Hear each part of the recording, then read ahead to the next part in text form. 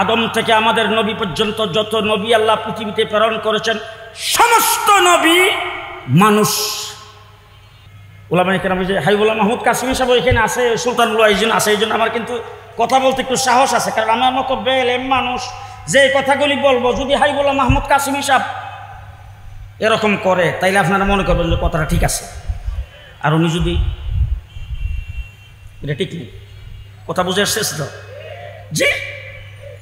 আদম থেকে আমাদের নবী পর্যন্ত যত নবী আল্লাহ পৃথিবীতে প্রেরণ করেছেন সমস্ত নবী মানুষ।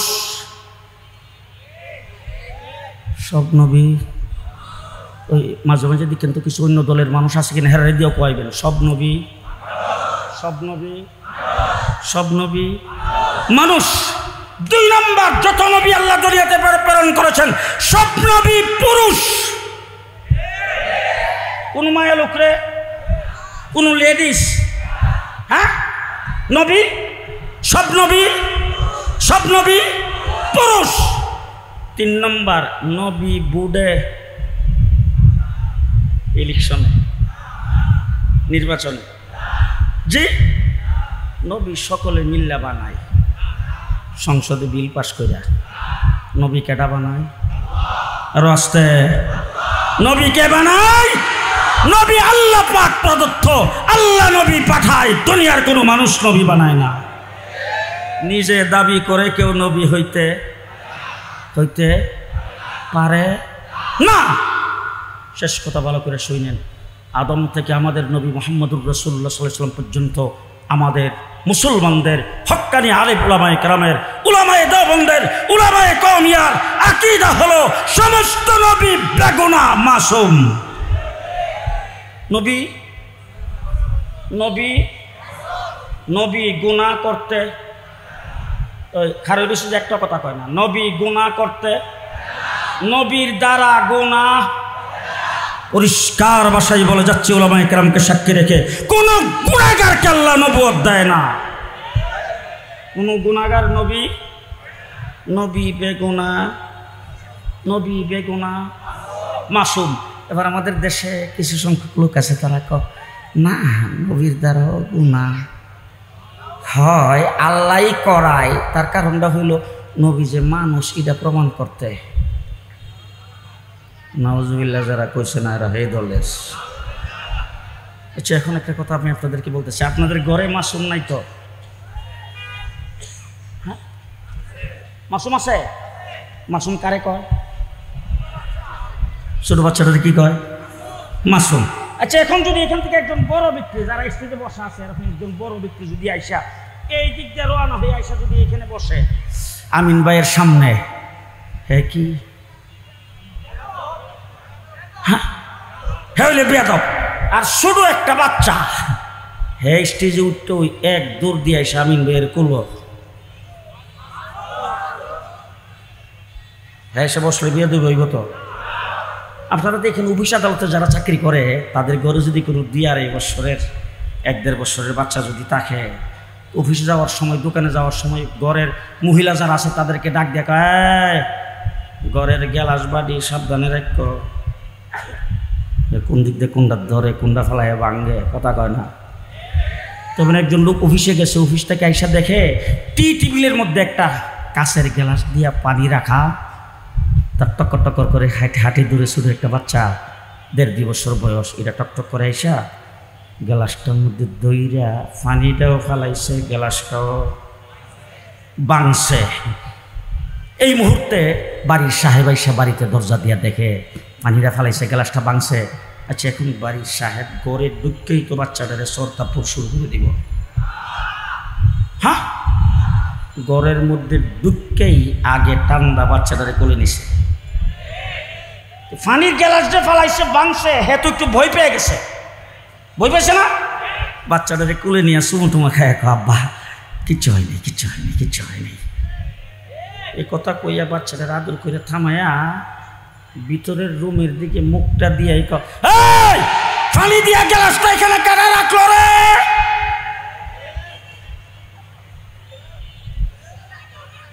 বাংছে কেটা? পানিটা ফালাইলো কেটা? বাংলো কেটা? বাচ্চার কোনো দোষ? এই আসতে কর, বাচ্চার কোনো দোষ নাই। আপনার ঘরের ছোট বাচ্চা যদি বেগুনা মাসুম হইয়া অন্যায় করলে কোনো দোষ হয় না, নবীরও কোনো দোষ নাই। শেষ কথা। আরেকটা মনে ছিল কোথা, আমরা দেশের মানুষ 11 মাস পর্যন্ত জন্মের খাওয়া খায়। তুই ডেভেলপের একজন লোকের দোকান হইল মুসলিম বাজার, ওনার অভ্যাসটা হইল বাসার থেকে নাস্তা টাস্তা খাইয়া চাটার দোকানে যাইয়া খায়। তো রমজান মাসের চাঁদ উঠছে, রাত্রেবেলা তারাবিও পড়ছে, শেষ রাত্রে সেহরিও খাইছে, খাইয়া যে ঘুমাইছে 9টার সঙ্গে উঠছে। উঠটা গোসল টোসল করে দোকানে গেছে। দোকানে যায় ক্যাশের মধ্যে যখন বইছে তখন রোজা যে রাখছে আর মনে নাই। কর্মচারী ছেলেটা ডাক দেখো, সালয়ারে।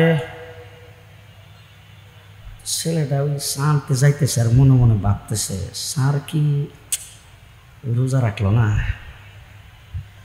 হে যায় 1 কাপ চা, 2টা বিস্কিট, 1 গ্লাস পানি আর একটা ফান সুন্দর করে কাগজ দাও। ওনার প্রত্যেক দিনের রুটিন ওনার এটা। টেবিলের উপর রাখছে, বিস্কিটও 2টা খাইছে, পানিও 1 গ্লাস খাইছে। চাটা পোড়াটা খাইয়া যখন ফান্ডার মধ্যে দইরা মুখও দিব, আরে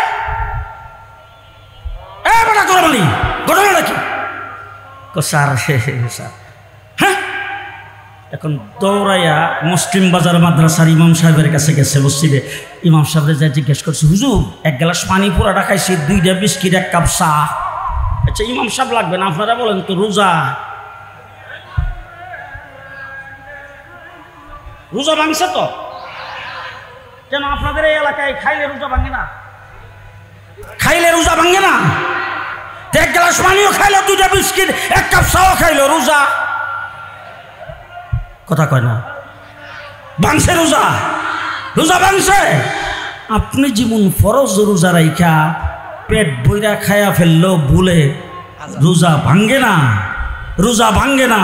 ঠিক তেমনি করে নবীও হযরত আদম আলাইহিস সালামকে আল্লাহ পাক জিজ্ঞেস করছে, লা তাকরাবা হাযিহি শাজারা ফাতাকুনা মিনাজ জালিমিন। তোমাকে গাছের কিনারে যাইতে নিষেধ করেছিলাম, তুমি গাছের কিনারে গেলা কেন, ফল খাইলা কেন? আদম আলাইহিস সালামকে আল্লাহ ভুলে গেছি। নবী যদি ভুলে কিছু করে নবুয়ত ভাঙে যায়?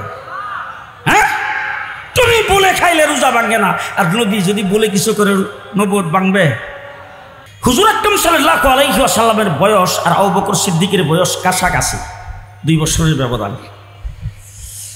আবু বকর সিদ্দিক গেছেন শাম দেশে ব্যবসা করার জন্য। ওখানে যাওয়ার পরে ব্যবসায়িক কাজ শেষ, মাল যা বিক্রি করার বিক্রি হয়ে গেছে, যা কিছু কিনার সেখান থেকে কিনে ফেলছেন, এখন রওনা হয়ে যাবেন। এর আগে উনি খবর পাইছেন যে এই এলাকায় একজন আগের কিতাবের অর্থাৎ ইনজিল তাওরীতের একজন বড় আলেম এইখানে আছে। এই খবর পাই তিনি বললেন, এখানে যখন আসছি আর আলেমের খবর যখন পাইছি, ওনার কাছ থেকে একটু দোয়া নিয়ে যাই, তার সঙ্গে একটু সাক্ষাৎ করতে যাই। তো হযরত আবু বকর সিদ্দিক ওই আলেমের কাছে সাক্ষাৎ করতে গেছেন। সাক্ষাৎ করতে যাই যখন বসছেন, বসার পরে ওই আলেম জিজ্ঞেস করতেছে, তোমার নাম? বলে, আমার নাম আব্দুল্লাহ। বাবার নাম? বলে, বাবার নাম কুরাই, বাবার নাম হলো কুহাফা। আচ্ছা, তোমার বংশ, বাড়ি, এসব জিজ্ঞাসাবাদ করার পরে ওই আলেম হযরত আবু বকর সিদ্দিককে বলতেছেন, তোমাকে কি মানুষে আবু বকর বলে ডাকে? আমি আগে কইছি, জোরে সুবহানাল্লাহ কইলে বিপদ বাবা, আসতে কইেন দেখো। তোমাকে কি আবু বকর বলে ডাকে? বলে, জি, আমাকে আবু বকর বলে ডাকে। আচ্ছা, তোমার পিঠের কোমরের উপরে, পিঠের দাঁড়ার মধ্যে এখানে কি একটা তিল আছে? আবু বকর সিদ্দিক বলেন, হ্যাঁ, এই তো আছে।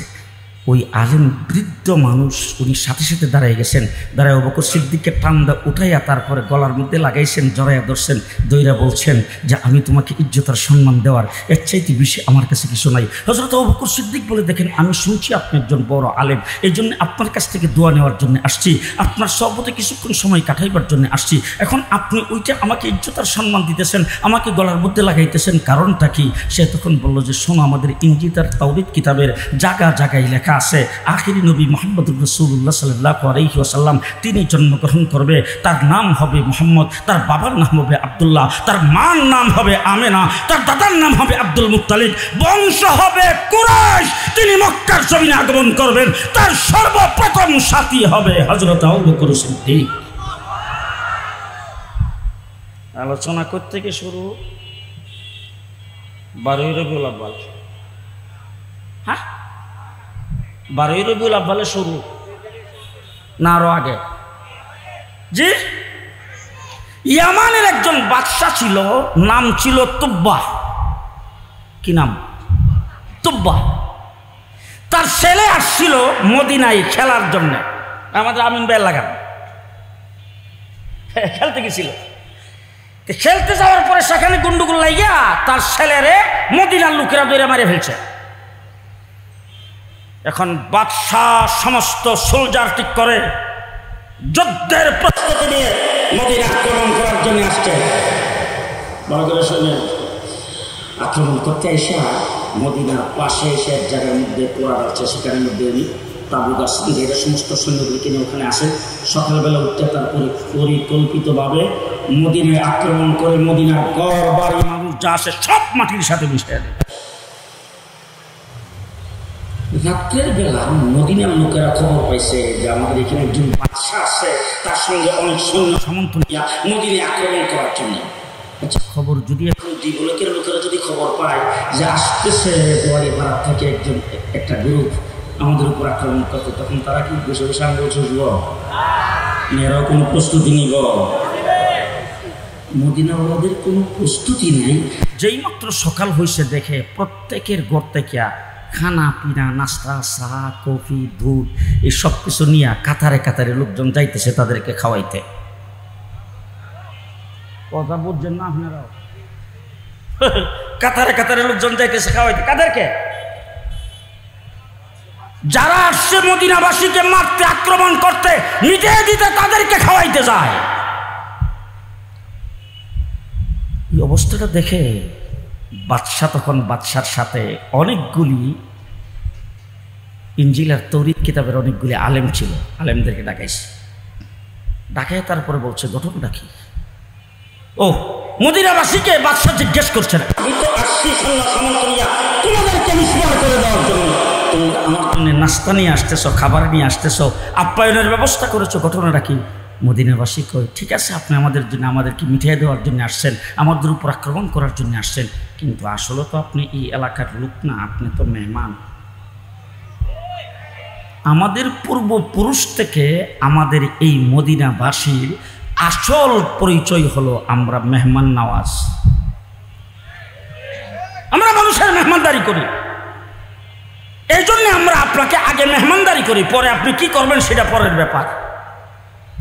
বাদশা তখন আলেমদেরকে ডাকে জিজ্ঞেস করছে এই এলাকা সম্পর্কে অতীতের কিতাবে কিছু আছে কিনা। আলেমরা তখন বলে শোনেন, আখিরি নবী বিশ্ব নবী মুহাম্মদুর রাসূলুল্লাহ সাল্লাল্লাহু আলাইহি ওয়াসাল্লাম পৃথিবীতে আগমন করবে, জন্মগ্রহণ করবে মক্কায়, তিনি নবুয়ত পাওয়ার পরে হিজরত করে আসবেন এই হিজুরের দেশে মদিনায়। বিশ্ব নবী আগমন করবেন এই জায়গায়, তার হিজরতের জায়গা হলো এটা। এটা আমাদের কিতাবের মধ্যে লেখা আছে।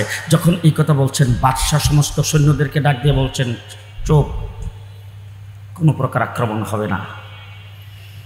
বাদশাহ তখন চতুর্দিকের মানুষকে ডেকে বলছেন আসো, তোমাদের মধ্যে কে কে লেবার আছে আসো দেখি।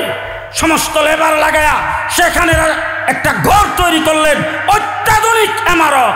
ওই সময়ে মদিনায় যেই ইমারত ছিল না, জায়গার নাম ছিল ইয়াসরিব, সেই জায়গার ভিতরে বিশাল বড় একটা অট্টালিকা তৈরি করলেন।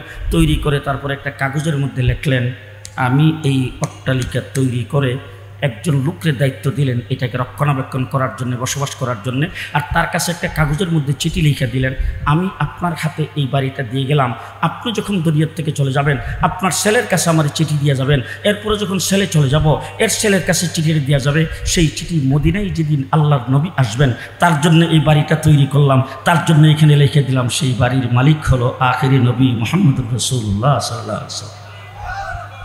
আমার রাসূল সাল্লাল্লাহু আলাইহি ওয়াসাল্লাম যখন মদিনায় রওনা হয়েছেন, হিজরত করে যখন মদিনায় যাচ্ছেন, মদিনাবাসীরা, ছোট ছোট বাচ্চারা, ছোট ছোট মেয়েরা সবাই যায় রাস্তায় দাঁড়িয়েছেন আল্লাহর নবীকে রিসিপশন করার জন্য।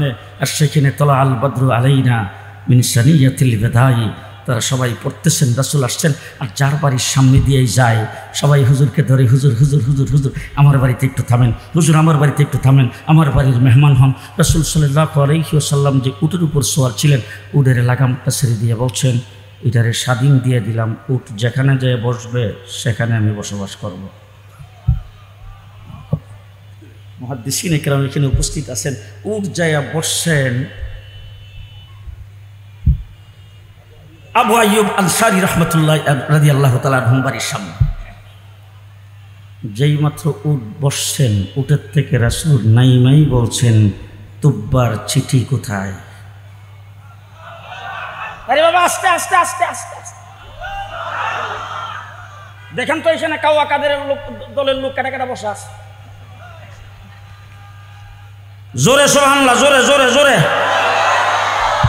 দেখেন, ডাইনে বামে তাকায় দেখবেন পাশের লোকটাকে সবাই চিনবেন। কেউ যদি আস্তে সুবহানাল্লাহ কয়, হেও মনে করবেন অন্য দলের লোক।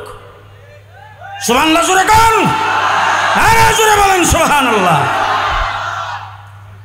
এবার আমি আপনাদেরকে মুহাদ্দিসিনে কেরামকে সাক্ষী রেখে বলতে চাই, হুজুর সাল্লাল্লাহু আলাইহি ওয়াসাল্লাম কি আবু আইয়ুব আনসারীর এই ঘরে যায় উঠছেন না রাসূলের নিজের ঘরে যায় উঠছেন?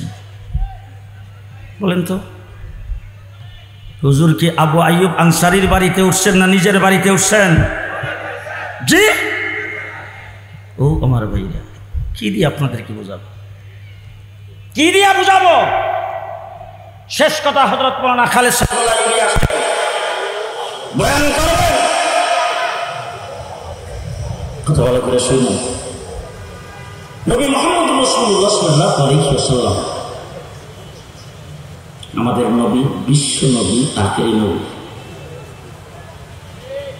রাসূল সাল্লাল্লাহু আলাইহি ওয়াসাল্লামের আগে আল্লাহ পাক আদম থেকে ঈসা পর্যন্ত 1,24,000 নবী পৃথিবীতে প্রেরণ করেছেন। সমস্ত নবীকে আল্লাহ পাক 3 প্রকারের দায়িত্ব দিয়েছেন। কয় প্রকার? 3 প্রকার। নির্দিষ্ট একটা এলাকার জন্য নবী, নির্দিষ্ট জাতি গোষ্ঠীর জন্য নবী, নির্দিষ্ট সময়ের জন্য নবী। জি, কথা বুঝাতে পারলেন? 3 প্রকারের দায়িত্ব ভালো করে মনে রাখবেন। হযরত আদম থেকে ঈসা পর্যন্ত প্রত্যেক নবীকে আল্লাহ পাক নবুয়ত দিয়ে পৃথিবীতে প্রেরণ করেছেন। দায়িত্ব 3 প্রকার। নির্দিষ্ট এলাকার জন্য নবী। আমাদের আমিন ভাই যদি আগামী নির্বাচনে পাস করে তাইলে উনি এমপি হবেন গুলশানে। পল্লবীর গুলশানে আরেকজন হবে কিনা, ওনার মাতবরিটা কোন জায়গায়? পল্লবী এলাকায়। কথা কি বুঝাইতে পারতেছি?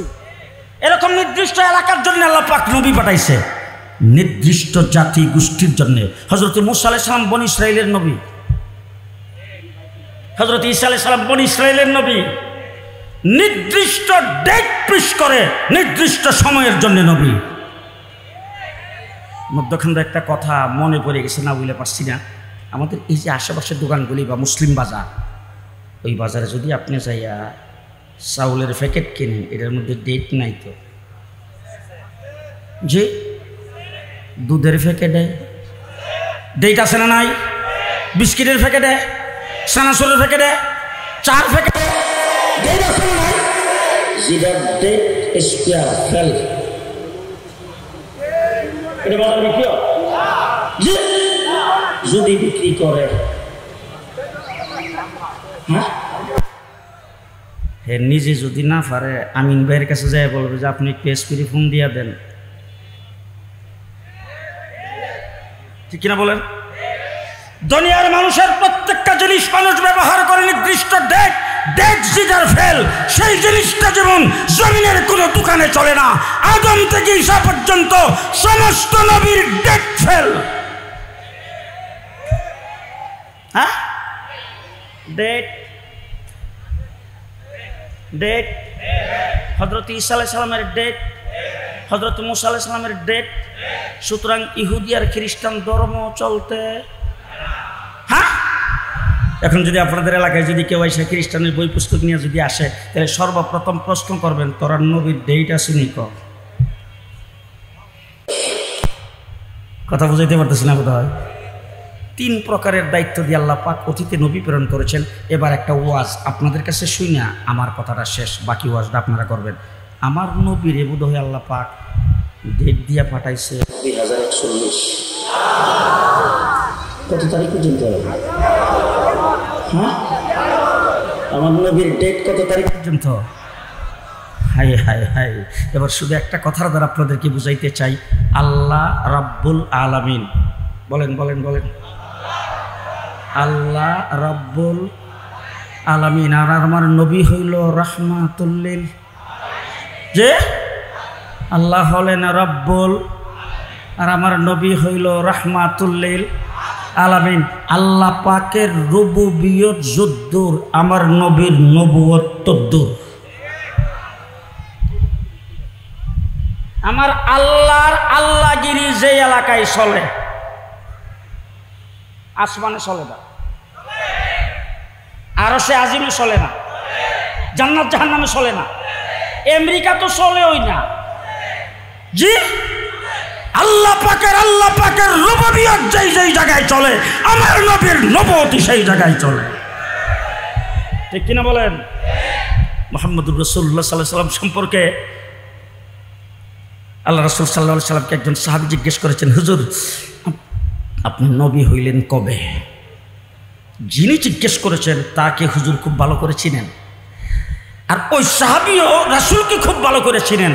মা মেনার গর্ভে জন্মগ্রহণ করেছেন, আব্দুল্লাহ হইল তার বাবার নাম, কুরাইশ বংশে জন্মগ্রহণ করেছেন। কত তারিখে কোন দিন জন্মগ্রহণ করেছেন, দিনটা ছিল সোমবার দিন, অক্তরা ছিল সবে সাদেকের রক্ত, সব জানে। 40 বছর বয়সে রাসূল নবুয়তি পাইছে হেরা গুহার ভিতরে। সব জানার পরে যখন জিজ্ঞেস করছে, হুজুর আপনি নবী হইলেন কবে? এই প্রশ্নটা শোনা মাত্র আল্লাহর নবী বুঝে ফেলছেন প্রশ্নটা কেন করছেন।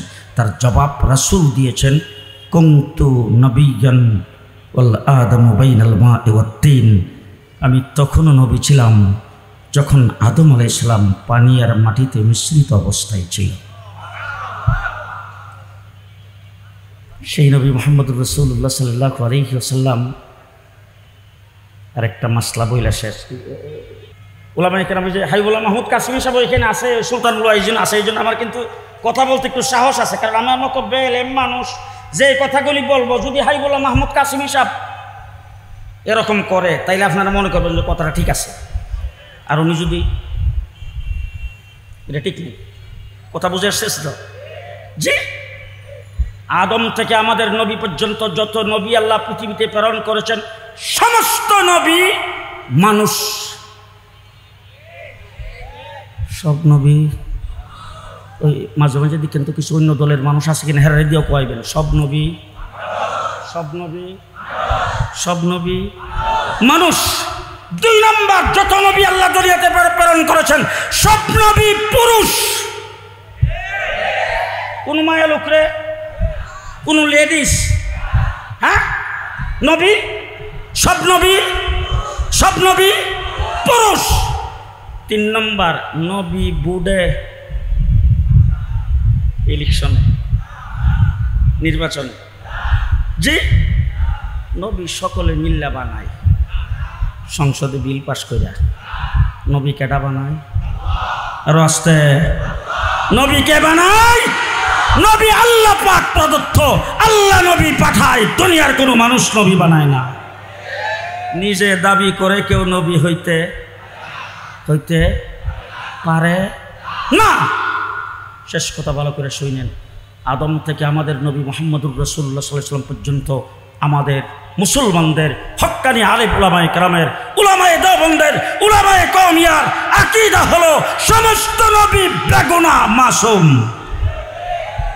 নবী নবী নবী গুনাহ করতে খারের বিষয়ে একটা কথা কয় না, নবী গুনাহ করতে, নবীর দ্বারা গুনাহ, পরিষ্কার ভাষায় বলে যাচ্ছে উলামায়ে কেরামকে সাক্ষী রেখে, কোন গুনাহগারকে আল্লাহ নবুয়ত দেয় না। কোন গুনাহগার নবী বেগুনাহ, নবী বেগুনাহ মাসুম। এবার আমাদের দেশে কিছু সংখ্যক লোক আছে, তারা কয় না নবীর দ্বারাও গুনাহ হয়, আল্লাহই করায়। তার কারণটা হইল নবী যে মানুষ এটা প্রমাণ করতে। নাউজুবিল্লাহ যারা কইছে না এরা এই দলের। আচ্ছা, এখন একটা কথা আমি আপনাদেরকে বলতেছি, আপনাদের ঘরে মাসুম নাই তো? হ্যাঁ, মাসুম আছে? মাসুম কারে কয়? ছোট বাচ্চাদের কি কয়? মাসুম। আচ্ছা, এখন যদি এখান থেকে একজন বড় ব্যক্তি, যারা স্টেজে বসা আছে এরকম একজন বড় ব্যক্তি যদি আইসা এই দিক দিয়ে রওনা হয়ে আইসা যদি এখানে বসে আমিন ভাইয়ের সামনে, হ্যাঁ কি হইলে বেয়াদব। আর শুধু একটা বাচ্চা হ্যাঁ স্টেজে উঠতে ওই এক দৌড় দিয়ে আইসা আমিন ভাইয়ের কুলো হ্যাঁ সে বসলে বিয়ে দেবে হইব তো? আপনারা দেখেন অফিস আদালতে যারা চাকরি করে তাদের ঘরে যদি কোনো 2-2.5 বছরের 1-1.5 বছরের বাচ্চা যদি থাকে, অফিসে যাওয়ার সময় দোকানে যাওয়ার সময় ঘরের মহিলা যারা আছে তাদেরকে ডাক দেখায়, ঘরের গ্যালাস বাড়ি সাবধানে রাখো, কোন দিক দিয়ে কোনটা ধরে কোনটা ফেলায় ভাঙ্গে, কথা কয় না? তখন একজন লোক অফিসে গেছে, অফিস থেকে আইসা দেখে টি টেবিলের মধ্যে একটা কাঁচের গ্লাস দিয়া পানি রাখা, তার টক্কর টক্কর করে হাঁটি দূরে শুধু একটা বাচ্চা 1.5-2 বছর বয়স, এটা টকটক করে আইসা গ্লাসটার মধ্যে দইরা পানিটাও ফেলাইছে, গ্লাসটাও বাংছে। এই মুহূর্তে বাড়ির সাহেব আইসা বাড়িতে দরজা দিয়া দেখে পানিটা ফেলাইছে, গ্লাসটা বাংছে। আচ্ছা, এখন বাড়ির সাহেব গড়ে ঢুকতেই তো বাচ্চাটারে সরতাপুর শুরু করে দিব।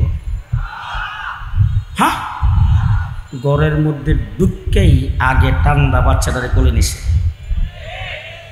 পানির গ্লাসটা ফেলাইছে বাংছে, হ্যাঁ তো একটু ভয় পেয়ে গেছে, ভয় পেয়েছে না? বাচ্চাটারে কোলে নিয়ে চুমু টুমা খায়, আব্বা কিচ্ছু হয়নি, কিচ্ছু হয়নি, কিচ্ছু হয়নি। এই কথা কইয়া বাচ্চাটার আদর করে থামায়া ভিতরের রুমের দিকে মুখটা দিয়ে পানি দিয়া গ্লাসটা এখানে কারা রাখলো রে?